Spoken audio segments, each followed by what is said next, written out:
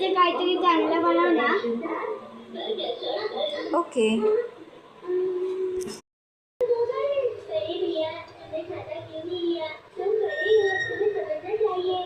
आज काय स्पेशल बघा, इथे पाण्याची मस्त अशी उकळ काढून घेतली आणि आज मोदकाचा बेत करणार आहे. त्यासाठी लागणारं साहित्य आपण बघूया.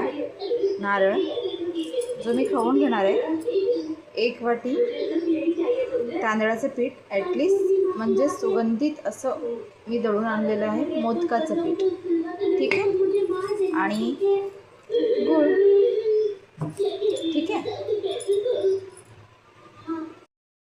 असं हे मस्त असं तांदळाचं पीठ आपण एकजीव करून घेऊया. उकळ काढायची त्याला, त्यामुळे थोडा वेळ मिक्स करून घेऊया. सगळं भरपूर प्रमाणात पीठ आहे. आणि याला आता आपण गॅस बंद करूया. लो फ्लेमवर होती ही, ठीक आहे. गॅस बंद करून याला झाकून ठेवून देऊया थोड्या वेळेसाठी.